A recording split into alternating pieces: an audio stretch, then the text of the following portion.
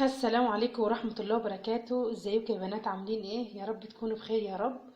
اللهم صل وسلم وبارك على سيدنا محمد. النهاردة ان شاء الله انا حبيت اشارككم الغدا بتاعنا. انا هعمل النهاردة طريقة فراخ سهلة جدا وبسيطة جدا جدا جدا، هتعملها مسافة 10 دقايق. يلا نبدأ على بركة الله. هنجيب صينية الاول. دي فراخ اهي انا غسلاها كويس جدا بالدقيق والملح والخل ومصفياها.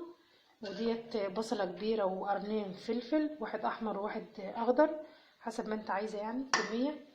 وديت معلقتين من صلصة الطماطم، انا اللي عاملاها يعني في البيت، عاملاها صلصة وكده. وديت ليمونة متقطعة صغير زي ما انتوا شايفين. ومعايا معلقة صغيرة من الكركم، ومعلقة كبيرة من الكمون، ومعلقة كبيرة من الفلفل الاسود. لا يا رب، قصدي نص معلقة كمون ونص معلقة فلفل وشوية من الملح وورق لورا. واللي هو في العلبة ده بقى اللي هو الثوم الاخضر، ايه اللي انا عاملاه في التلاجة، ثوم اخضر جميل جدا. نحط اول حاجة البصل والفلفل، ونحط التوابل بتاعتنا كلها. نجيب معلقة ونقلب المكونات دي كلها مع بعض. انا بقول ايدنا احسن كده كده كده كويس جدا بايدك كده. الخلطة دي كلها طلع الريحة زي ما انتوا شايفين. ونحط معلقة من الثوم الاخضر، تدي ريحة جميلة جدا للفراخ. ونحط معلقتين الصلصة. انا بحب اوي الطريقة ديت في الفراخ اوي، بتديها طعم جميل جدا التتبيلة دي. نجيب بقى الفراخ بتاعتنا،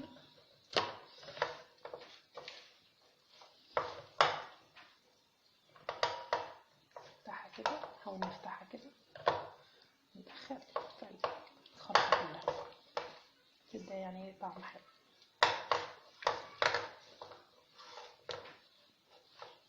حسب بقى كمية الفراخ اللي انت عايزاها تعملي، ما تحطي زيت ولا تحطي حاجة.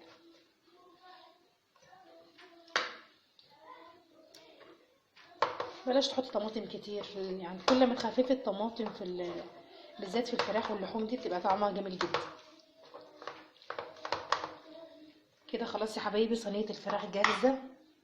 نسيبها نص ساعة وندخلها الفرن. كده يا بنات انا سايبه دلوقتي الفراخ زي ما انتوا شايفين كده تتبل، شكلها جميل ازاي. تتبل هنا. هنعمل بقى ان شاء الله الرز المعمر. في ناس احنا مسمينه الرز المدسوس عندنا، في ناس بيسموه الرز المعمر. او ممكن تحط عليه قشطه، ممكن تحط عليه زبده، حسب يعني ما انت عايزه. واللبن، انا دلوقتي هحط لبن. غسلت الرز كويس جدا زي ما انتوا شايفين في الطاجن بتاعي. هنضيف بقى اللبن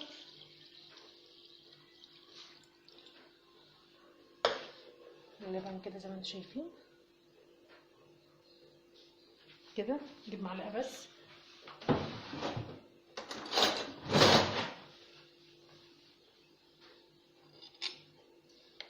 كده.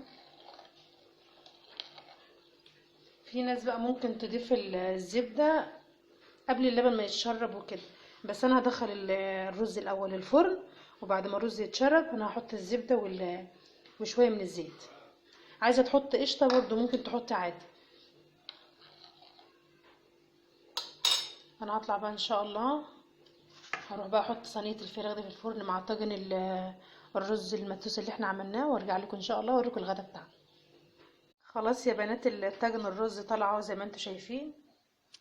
وادي الفراخ بتاعتنا الجميله. جربوا التتبيله بتاعت الفراخ دي، هتعجبكم جدا جدا جدا والله. طعمها فوق الوصف وريحتها قلب الدنيا. اتفضلوا معانا يا حبايب قلبي. اتمنى اللي اول مره يشوف قناتي يا ريت يشترك ويفعل الجرس عشان يوصلوا كل جديد ان شاء الله مع يوميات رنوش البسيط. اشوفكم على خير، والسلام عليكم ورحمه الله وبركاته.